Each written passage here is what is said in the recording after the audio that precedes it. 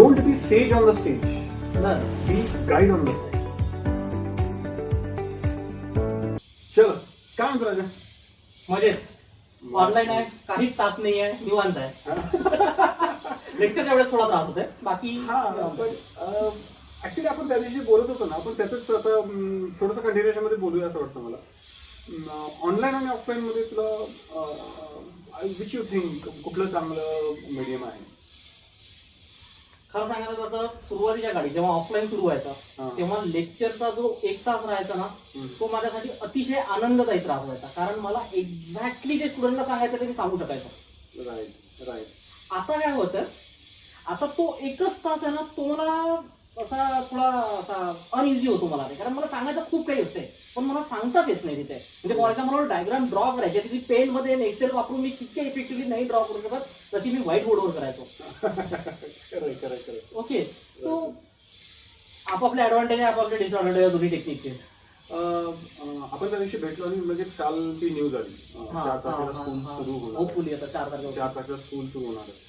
म्हणजे आता काय वाटतं की ऑफलाईन स्कूल सुरू झाल्यानंतर हे कम्प्लिटली ऑफलाईन व्हावेत का? कम्प्लिटली ऑफलाईन व्हावे ही माझी मनापासून इच्छा आहे, परंतु ऑनलाईन मध्ये आता रिसेंटली मला अशा काही गोष्टी मिळाल्या आहेत ज्या मला मनापासून स्किप करायची इच्छा नाही आहे. म्हणजे I just want that advantages should be a part of offline education also. Like जसं फॉर एक्झाम्पल मला एखादा प्रोग्राम एक्सप्लेन करायचा आहे किंवा एखादा अॅनिमेशनचा व्हिडिओ दाखवायचा आहे, जे त्या व्हिडिओ मधूनच खूप चांगल्या पद्धतीने मला मुलांना सांगता येईल. किंवा एखादा प्रोग्राम रन करून दाखवायचा आहे की असं लिहिल्यानंतर एरर येतो बघा. Right right right. हे मी ऑफलाईन मध्ये नाही सांगू शकत, आणि मी ऑफलाईन मध्ये प्रोग्राम लिहेपर्यंत मुलं असं बिलकुल हो नाही. माझं ड्रॉइंग तर आता माहिती आय डोंट नो, म्हणजे माझे काही मित्र किंवा त्यांना माहिती आहे माझं ड्रॉइंग आणि माझं हँडरायटिंग. सो ऑनलाईनच्या ह्या खूप चांगल्या गोष्टी आहेत ज्या मिस होतील ऑफलाईन मोड मध्ये. Right right right. Okay, so असं काहीतरी करता आलं की ज्याच्यामध्ये ऑनलाईनचा पण फ्लेवर असेल आणि ऑफलाईनचा पण असेल तर खूप बेटर राहील. पण ठीक आहे, सगळ्याच गोष्टी नाही मिळत. हा ऍक्च्युली. सो लास्ट इयर ज्यावेळेस लॉकडाऊन सुरू झालं तर आमच्या अकॅडमीमध्ये आमच्या अकॅडमीमध्ये खूप सिनियर पीपल आहेत की ते एकदम सिनियर, म्हणजे त्यांच्या समोर त्यांनी टीव्ही आलेला बघितला आहे, त्यांच्या समोर कम्प्युटर्स आलेले बघितलेत आणि आता ती लोक स्मार्टफोन मध्ये आहेत. सो क्वाईट सिनियर लोक आहेत. So they are very good and very well experienced त्यांच्या सब्जेक्टमध्ये आहेत. पण टेक्नॉलॉजी म्हणलं की ते थोडंसं की अरे टेक्नॉलॉजी कसं काय. सो लास्ट इयर लॉकडाऊन लागल्यानंतर suddenly we were so afraid की आता करायचं. आणि कारण की ऑनलाईन साठी रेडीच नव्हतं, कोणीच रेडी नव्हतं. सो ऍब्सोल्युटली कोणी रेडी नव्हतं. मग व्हॉट वी स्टार्टेड विथ की चलो यार आपण एक काम करूया, आपण मुलांना रेकॉर्डिंग्स द्यायला चालू करूया. ठीक आहे ना, वाय टू वेस्ट टाइम. म्हणजे 22-23 मार्चला काहीतरी लॉकडाऊन सुरू झालं आणि 25 मार्च पासून आमची अकॅडमी सुरू झाली. So that fast, absolutely that fast सुरू झाली. हा, पण फक्त पहिल्यांदा अकॅडमी कशी होती की आम्ही फक्त रेकॉर्डिंग्स पाठवायचो. There was no communication between the student and teacher, आणि आम्ही फक्त रेकॉर्डिंग पाठवायचो. मग ती दिवसभरामध्ये pre recorded lectures, pre recorded lectures studio मध्ये रेकॉर्ड करून ठेवलं. स्टुडिओ मध्ये आम्ही इंजिनिअरिंग टूर्स मध्ये करतो. तू प्रमोशन घालून.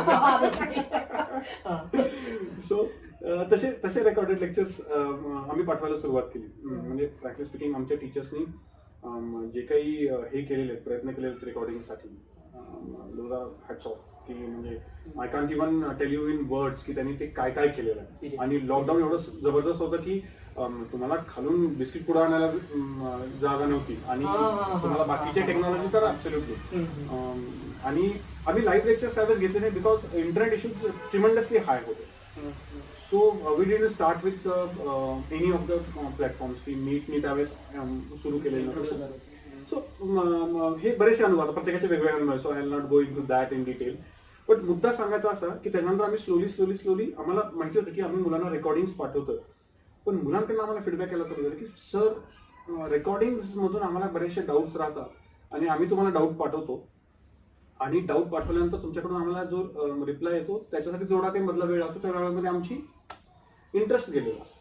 ओके, म्हणजे त्या पर्टिक्युलर कॉन्सेप्टचा टच सुटलं. कारण मी जर साधी सिंपल गोष्ट मी जर सॉल्व्ह करतोय, मला जर डाऊट आला, मी टीचरला पाठवला, टीचर काहीतरी त्याच्या कामामध्ये, त्या टीचरने संध्याकाळी रिप्लाय केला, you can blame a teacher, you can blame a student. तो डाऊट मी आणखी नंतर बघेल. हा, exactly. So you can blame a teacher, you can blame a student, पण तो जो टाइम लॅप झाला त्याच्यामध्ये मुलाचा टेम्पो निघून गेला.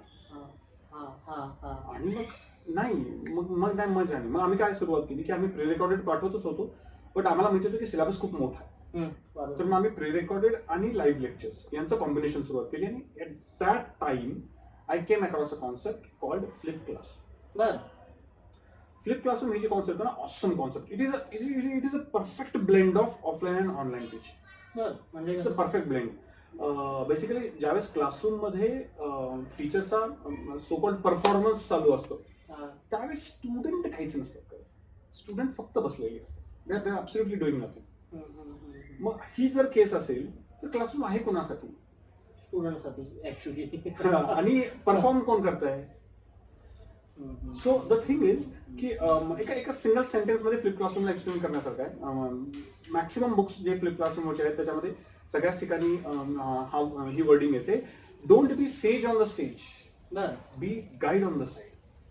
What exactly that mean? So आता फ्लिप क्लासरूमचा ओव्हरऑल मोठा कॉन्सेप्ट जो मी आमच्या अकॅडमीमध्ये इमिजिएटली आता इम्प्लिमेंट करण्यास सुरुवात केलेली आहे.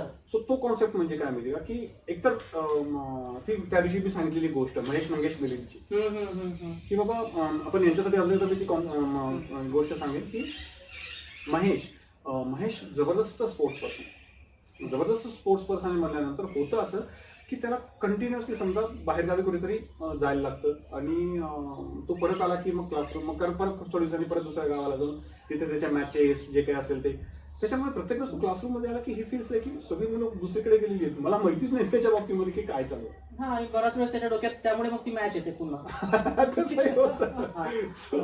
सो मंगेशच्या बाबतीमध्ये असं आहे की मंगेशच्या बाबतीमध्ये क्लासरूम मध्ये एकदम व्हेरी सेन्सिअर, क्लासरूम मध्ये लक्ष देऊन बघणे, सगळ्या नोट्स व्यवस्थित काढून घेणे. घरी गेले की दांडी, घरी गेलं आणि बुक समोर घेतलं की सरांनी काय शिकवलं आठवतच नाही. This really happen. Okay, many of our viewers can relate. अरे मी स्वतः की क्लासरूम मध्ये आय वॉज लाईक की हा अंडरस्टँडिंग परफेक्ट, घरी प्रॅक्टिस झिरो, आपलं काही काम माहित असतं. ठीक आहे ना. सो मंगेशच्या बाबतीमध्ये समजा तसं आहे. तो मिलिंद नावाचा मुलगा जो असेल तो he knows how to play the teacher. ठीक आहे, आपण त्यांना बऱ्याच विचित्र नावाने हाक मारतो, पण ती मुलं की जी मुलं टीचरच्या खूप एकदम फेवर मधली असतात असं समजतो आपण. की पण आपल्याला माहिती असते की त्या मुलांना काही येत नाही. सो कॉल्ड सिन्सिअरेस्ट, होमवर्क वगैरे सगळे कम्प्लीट करतात, फायनल एक्झामिनेशन मध्ये पण दांड. असं कसं काय होऊ शकतं? मग अशी पण मुलं आहेत, अशी भरपूर सारी मुलं आहेत. आता हे सगळी जी मुलं आहेत ना, एका वेळेस तुमच्या क्लासरूम मध्ये एकत्र बसली आहेत आणि तुम्ही एकाच पर्टिक्युलर पद्धतीने त्यांना डिलिव्हर करता इन्फॉर्मेशन. कारण माझ्याकडे दुसरा उपाय नाही, मला सिलेबस कम्प्लीट करायचाच आहे आणि मला जितकं होईल तितकं एक मिडल वे सुवर्ण मध्य साधून मला सिलेबस पुढे न्यायचा आहे. आता सुवर्ण मध्य जो आहे ना, हा शब्द बेस्ट वापरला जातो, कारण की सुवर्ण मध्येचा प्रॉब्लेम काय होतो माहिती का, सुवर्ण मध्याच्या बाबतीमध्ये मी ऍव्हरेज मुलाच्या लेवलनी शिकवतो. This is injustice with the student who is lower in that particular subject or particular concept. This is injustice with the student who is very fast in that concept. Perfect. याचा problem काय होतो, कारण की आपली classroom ही linear चालते. आपण प्रत्येक मुलाला प्रत्येक लेक्चरमध्ये same amount of information, same amount of inputs देतो, which is not desired. Flip classroom मध्ये माझी सिंपल फ्लिप क्लासरूम सांगतो की माझी फ्लिप क्लासरूम कशी असते.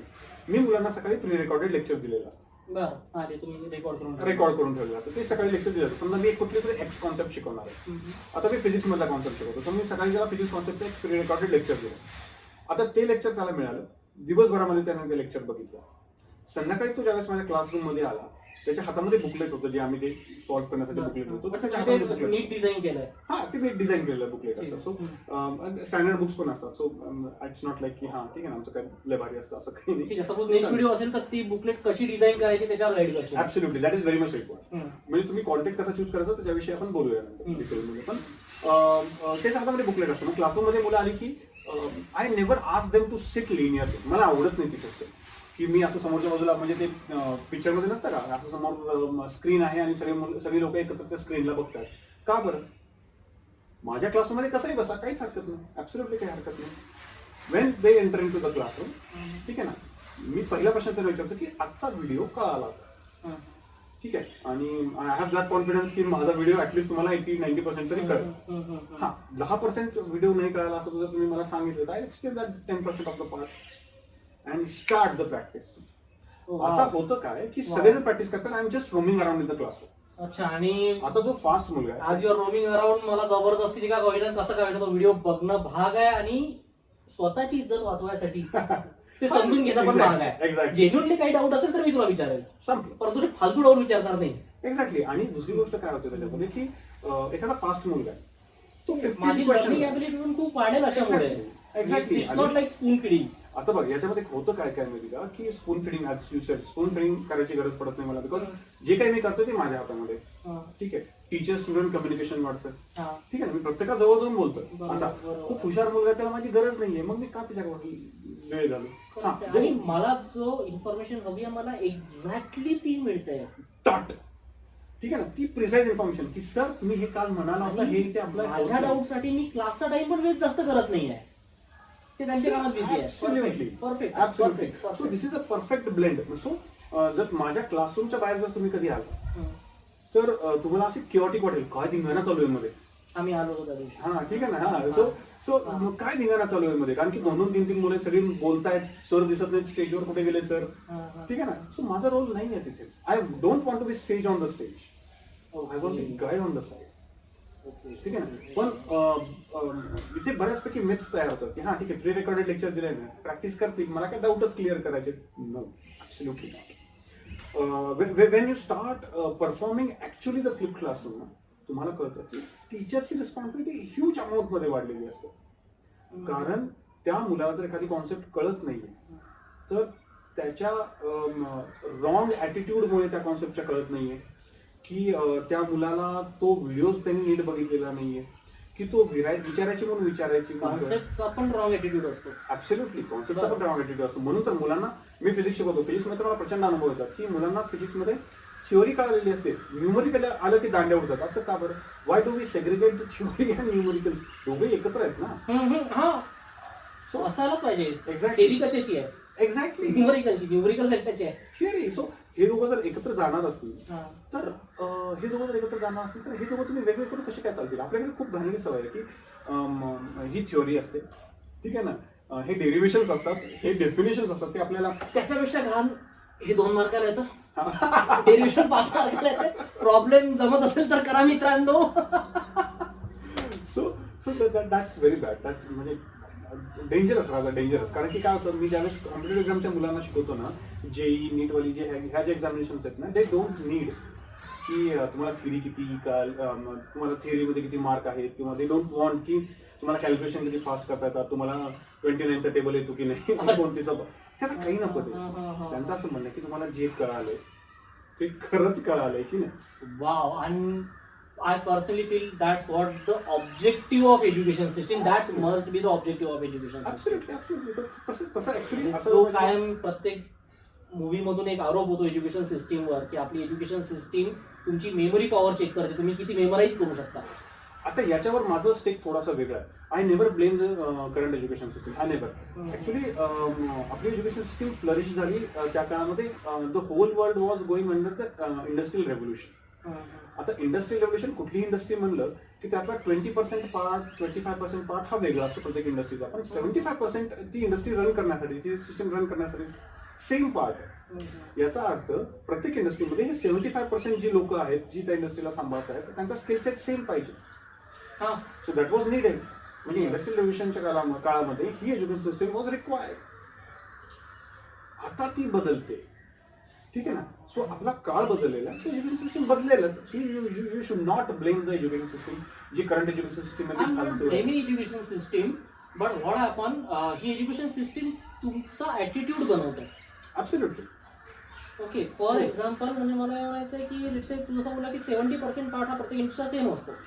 तसंच as far as computer programming language is concern, 70% theory part, जो कन्सेप्च्युअल पार्ट आहे, तो सेमच आहे प्रत्येक ठिकाणी. म्हणजे इफ एल्स सी मध्ये घ्या, सीपी मध्ये घ्या, जावामध्ये घ्या, सेमच आहे. Absolutely. प्रॉब्लेम काय जातो हा, की थर्ड इयर मध्ये मुलांना नवीन नवीन जावा येतात. बरोबर. अरे सर मी जावा शिकायला सुरुवात केली. म्हटलं वाव ग्रेट. हम्म. एक आठवड्यानंतर तर काय झालं जावामध्ये? सर आतापर्यंत मी इफेल शिकलोय, आता लूप्स चालू केलं. What the hell? म्हणजे तुला सीपीयू मध्ये इफेल्स आणि लूप चालू झाली. तुला फक्त नावं सिंटॅक्स चेंज करायचं आहे, बाकी इफेल्स आणि लूप तिकडेच झालाय ना.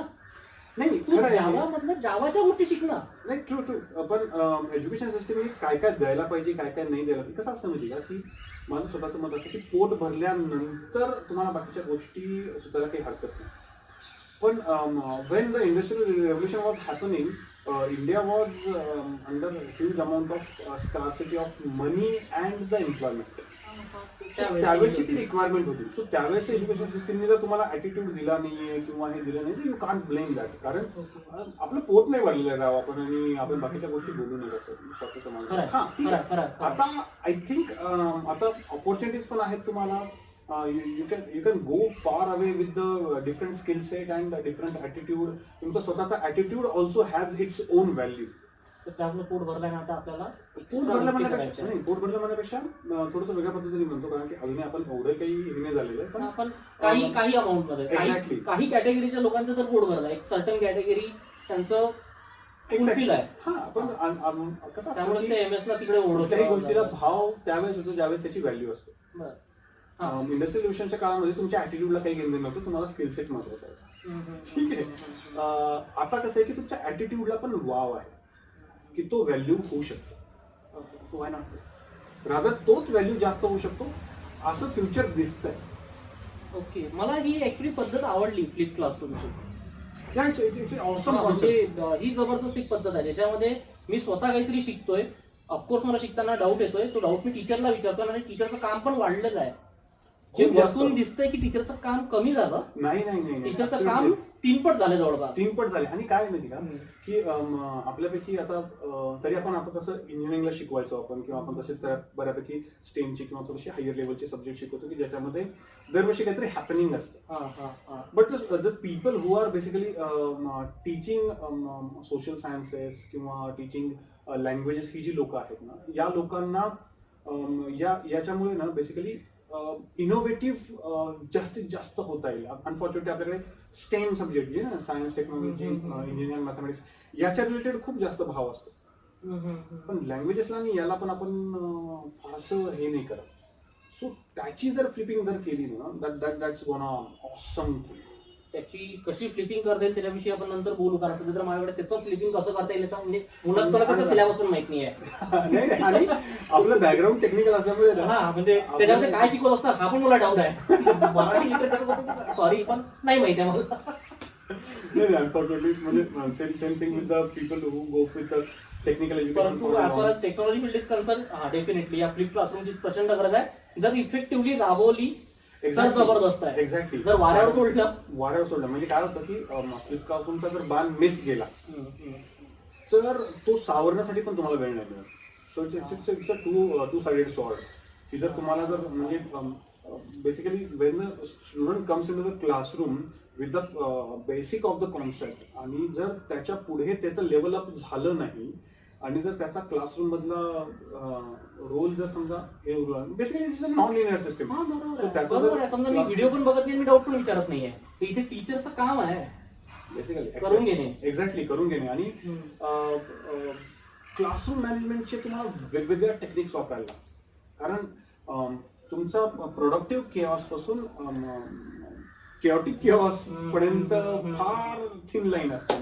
टीचर पण खूप प्रोडक्टिव्ह आणि खूप इंटेलिजंट लागतील की जे ट्रिमेंडस डायनामिक लागतं, एक डाऊट लगेच सॉल्व्ह करतील. एक्झॅक्टली. हा अजून एक महत्वाची गोष्ट बरं झालं ते की काय होतं की क्लासरूम मध्ये ज्यावेळेस आपण शिकवत असतो तर आपण एक कॉन्सेप्ट शिकवतो आणि मग आपण सिलेक्ट केलेले न्यूमेरिकल्स मुलांना देतो. इथे काय होतं माहिती का की इथे तुम्ही त्यांच्यासमोर अख्खाच्या अख्खा बंच ठेवलेला आहे.